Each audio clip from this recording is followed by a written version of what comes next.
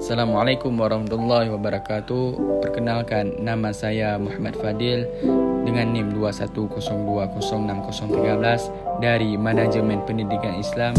Saya di sini juga menjelaskan sedikit manajemen proyek dan pemasaran jasa pendidikan.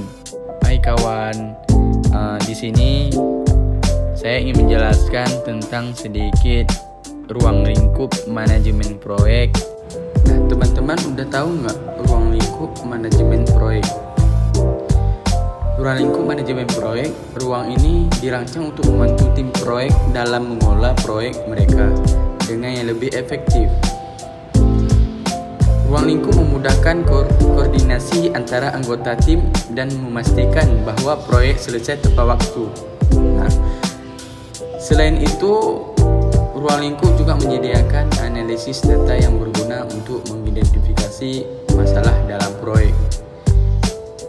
Dengan begitu, tim proyek dapat mengambil keputusan yang lebih baik dan mengoptimalkan kinerja mereka. Kedua, perencanaan manajemen proyek.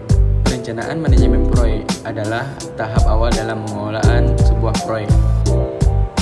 Perencanaan manajemen proyek juga mencakup penentuan anggaran seperti jadwal dan sumber daya yang dibutuhkan untuk menyelesaikan proyek dengan sukses. Dalam perencanaan manajemen proyek, penting bagi tim untuk berkomunikasi secara efektif dan terbuka. Hal ini akan memastikan bahwa semua anggota tim memiliki pemahaman yang sama tentang tujuan dan sasaran proyek. Dengan perencanaan manajemen proyek yang baik, tim proyek dapat menghindari risiko dan masalah yang mungkin terjadi selama pelaksanaan proyek. Yang ketiga, ruang lingkup pemasaran jasa pendidikan. Nah, pemasaran jasa pendidikan merupakan suatu kegiatan untuk mempromosikan dan menjual layanan pendidikan kepada masyarakat.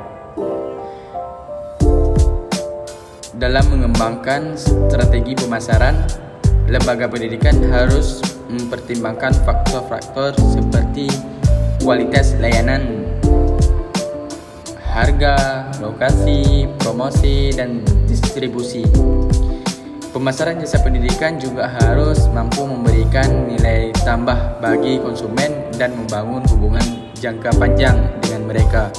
Nah, yang keempat, strategi marketing pendidikan, analisis pemasaran pendidikan konsumen dan produsen. Pemasaran pendidikan adalah suatu kegiatan yang bertujuan untuk mempromosikan dan menjual layanan pendidikan kepada masyarakat.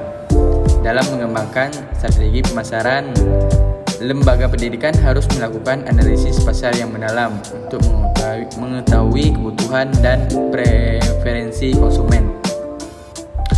Selain fokus pada konsumen, lembaga pendidikan juga harus mempertimbangkan kebutuhan produsen atau industri dalam mengembangkan strategi pemasaran pendidikan. Dengan demikian, lembaga pendidikan dapat membangun hubungan yang saling menguntungkan dengan konsumen dan produsen. Yang kelima adalah manajemen proyek. Manajemen proyek adalah suatu disiplin ilmu yang berfokus pada perencanaan, pengorganisasian, dan pengendalian sumber daya untuk mencapai tujuan tertentu dalam batas waktu, biaya, dan kualitas yang telah ditentukan. Dalam manajemen proyek terdapat beberapa fase yang harus dilalui, seperti perencanaan, pelaksanaan, monitoring, dan evaluasi. Setiap fase ini memiliki tugas dan tanggung jawab yang berbeda-beda namun saling terkait satu sama lain. Lembaga pendidikan dapat memastikan bahwa program pendidikan yang dikembangkan dapat mencapai tujuan yang diinginkan dengan lebih efektif dan efisien. Nah, strategi pemasaran dalam meningkatkan kualitas dan kuantitas peserta didik di lembaga pendidikan. Pemasaran dapat menjadi suatu strategi yang efektif untuk meningkatkan kualitas dan kuantitas peserta didik di lembaga pendidikan. Dalam pemasaran,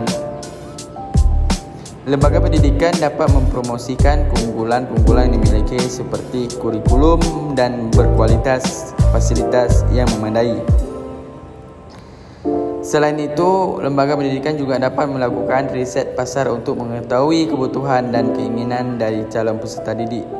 Dengan begitu, lembaga pendidikan dapat mengembangkan program-program yang sesuai dengan kebutuhan dan keinginan tersebut, sehingga dapat menarik minat calon peserta didik dan meningkatkan kualitas serta kuantitas peserta didik di lembaga pendidikan tersebut. Baik, itu saja yang bisa saya jelasin. Ada kata-kata kekurangan, saya minta maaf. Saya akhiri, wabillahi taufiq wal hidayah. Assalamualaikum warahmatullahi wabarakatuh.